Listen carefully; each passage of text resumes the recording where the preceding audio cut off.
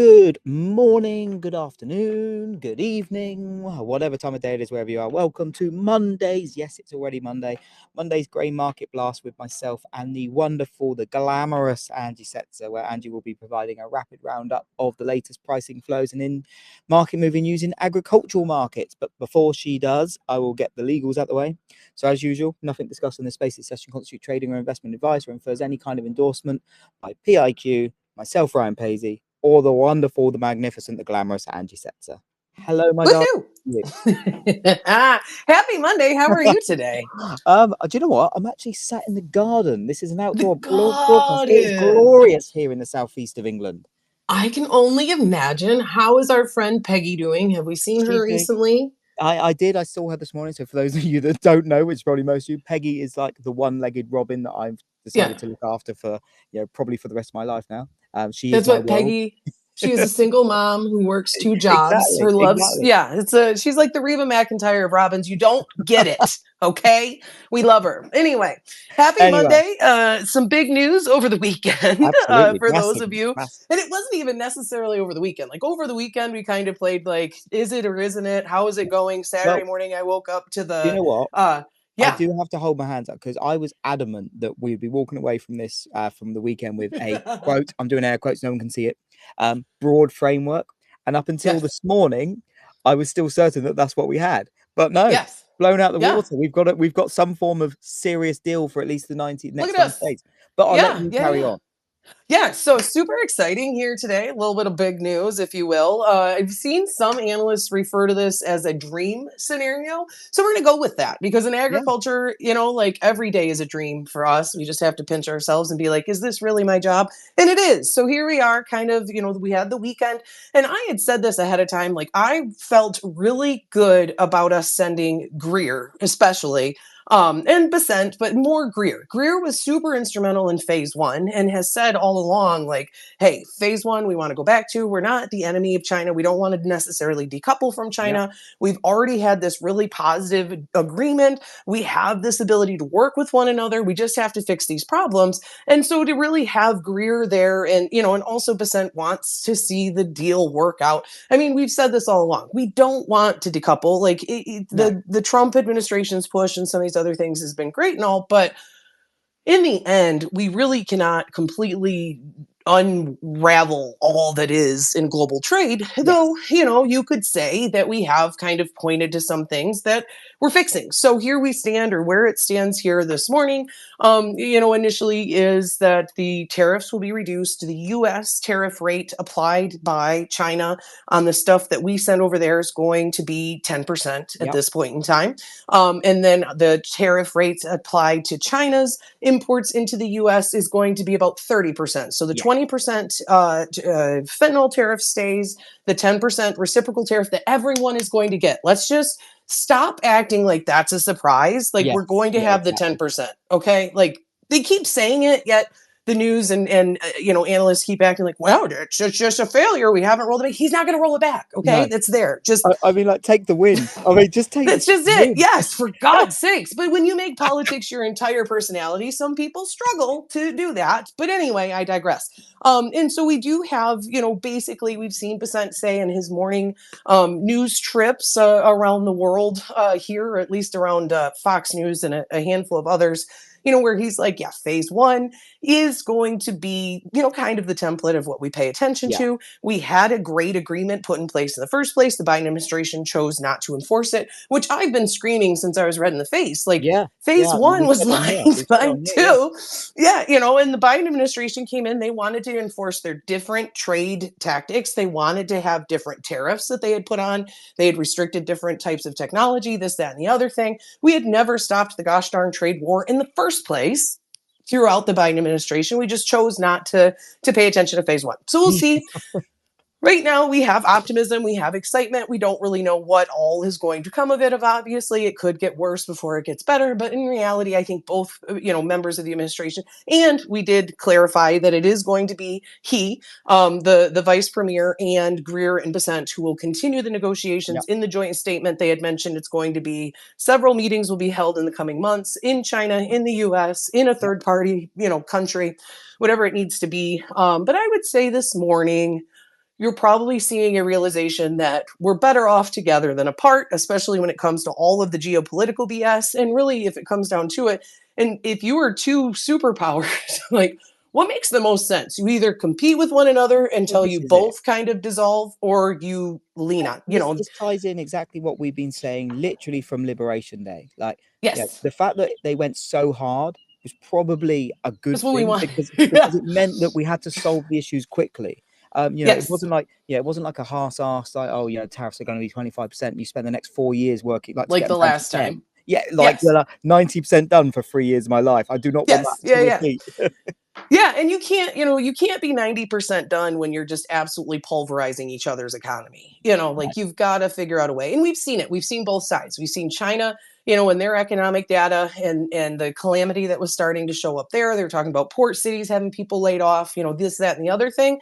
And most everyone's like, listen, this is coming to the US very, very soon. And so the administration, I think, recognizes that it's in their best interest to try to come up with something. And, overall, I'd say that the announcement's a good thing. We'll see what the next 90 days brings. Obviously, you're going to have uncertainty. You're going to have a lack of clarity. You're going to have some backs and forths. But just as we move ahead, make sure that you're careful in who you're seeking out for information, Yes. because there are a lot of people that are big mad about this, like I said, because they've made politics their whole entire identity on both sides, Yeah. either side. And really, in the end, it's going to be what it's going to be. We have no control over This it, is it. So I and don't know if we it's just the have to live. same. I don't know if it's the same for you guys over there, but for us, like we call it the Westminster bubble, where there's so many Yes. journalists, so many analysts and stuff that have just lived their lives within like the 200 square yards of Parliament that believe that everything they know is like how the world sees everything else, and Oh, yeah. they never zoom out. And like we say, like Yes. in trading in general, you're looking at charts and whatever you're doing, like sometimes it's just cathartic to zoom out for a second. So for over Always here, zoom we definitely have that. out. Sounds like, I guess over there it'd be the Washington bubble. But yeah, Yes. it's and I think that's the thing, right? It seems to be the people really trying to dump on this result the hardest are the people, like you said, that have made a career in knowing exactly what's going to happen with politics, and everyone's been blindsided because I don't think anyone Yes. really was expecting to wake up on Monday morning with this. And Yes. Yeah. and Yeah. obviously not. Hence why it obviously wasn't priced in. Hence why risk is now relative to alpha. Yeah, you see the dollar up, you see crude up, beans Yeah, are up this 18, wasn't priced 19 in. cents, corn's up a nickel. No one anticipated this to happen, and I'm super excited for them. And so we'll see. Like, and I'm excited for us too, because gosh darn, it is not fun trading grains when everyone wants to just kind of pile on. And so I would say, like, the Washington bubble for you, we have a little bit of the Chicago bubble for the farmers listening in, Oh, of that just course, yeah. take it with a grain of salt. Like a lot of folks in Chicago are Grain. I see same what you did sort of there. thing. Yeah. Grain. All right. I always think of that South Park. Never mind. I'm not going that way. Anyway, anytime you use South Park as an example, it's probably best not to finish the story. I But disagree. as I disagree. moving ahead, we've got Russia and Ukraine. So super fun here. We've got Zelensky, I think, is really emboldened by the support from the EU, by the newfound support from the US. Yeah. We have that newly ratified natural resources bill. We know that the US has an economic interest in Ukraine, and we know that President Trump's sick of Putin's shit. Let's just be honest. He's Yep. making Yep. him Very look much so. bad, and he doesn't like it. He's negotiated ceasefires with India and Pakistan. He's working on the situation in Israel, though. Let's pretend like I'm not going to. I don't know. Not digging the weeds there, but he is actively improving. I used air quotes there, but for the most part, improving these situations, Yeah. around the world. And Putin's not allowing him to do that. And so basically, you had seen at the end of the week last week, kind of this call from members of the EU and President Trump, like, we are going to do this 30-day ceasefire. The proposal was basically to start last night at midnight. Yeah. You start on the 30-day ceasefire, and then we will work to negotiate how we resolve this whole entire thing.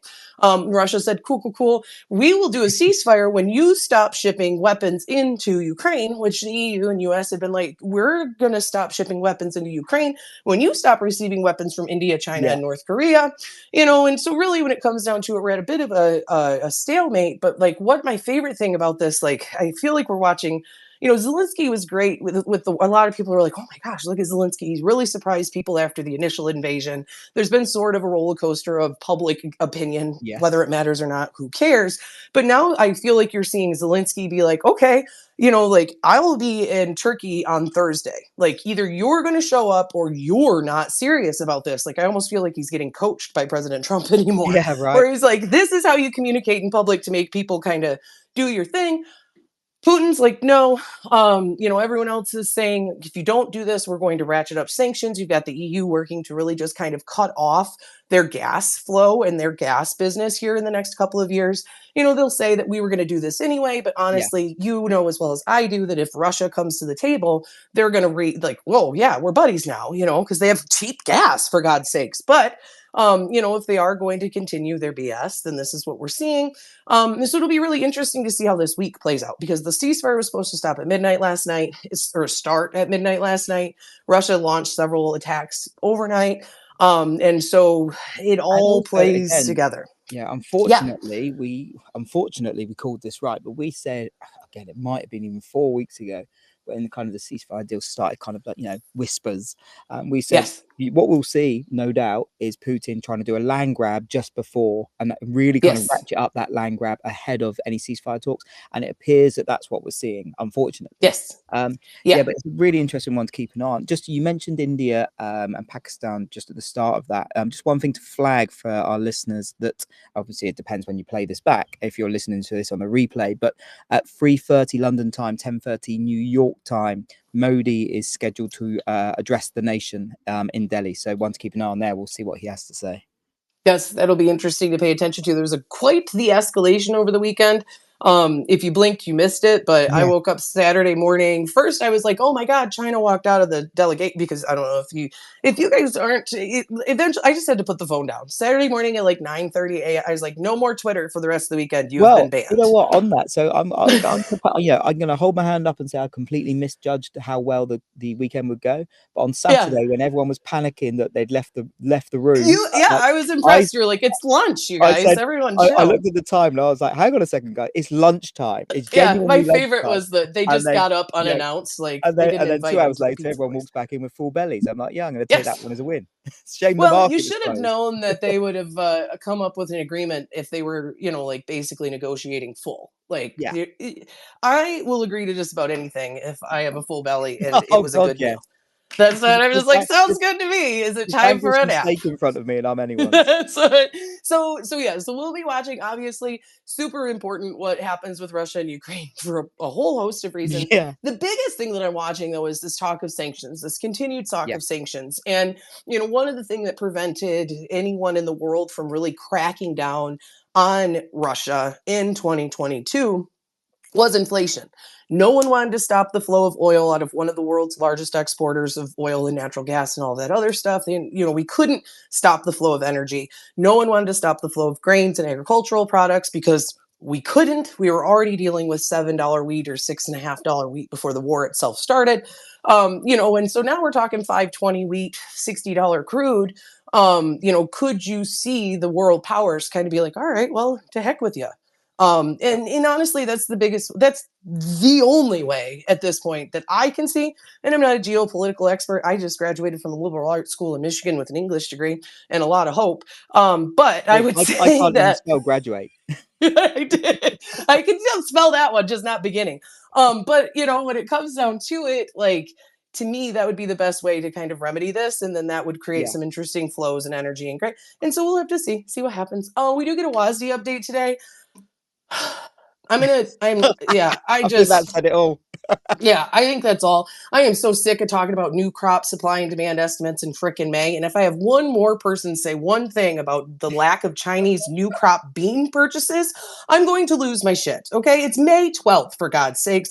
They didn't buy beans until August of last year. And so, anyway, we're going to put the cart ahead of the horse. We're going to use a bunch of economic guesses, and we're going to say that that's reality. And if you want to know how I feel about it, just replay that about 5 times. But in any event, old crop carryout, corn carryout's expected to come in slightly lower than last month at about 1.443 billion, which is interesting that we'd only see a 22 million bushel reduction month over month, simply because the export pace for corn right now is 500 million bushels ahead of last year. And the USDA is expecting a 258 million bushel increase. We'll see soybean come in, pretty much unchanged. A lot of folks aren't expecting much in the way of big positive bean numbers, though it'll be interesting to see because the WASDE report is put together up until about the last minute. So like this morning, if we get positive trade headlines, if we have a positive outlook on China trade and some of these other things, they're going to take that into consideration. They have to. And so it'll be really interesting to see, what you have for numbers thrown out. Not that they're not going to go crazy by any means, but I think a lot of folks had anticipated a pretty big cut in demand in the new crop time period because of the worries over trade. And right now, I would say there's nothing that would point to that necessarily, at least this morning as it stands. So we'll be watching that. We'll be watching weather. Some pretty big swings in North Dakota over the weekend. And a lot of people will be like, what does North Dakota matter?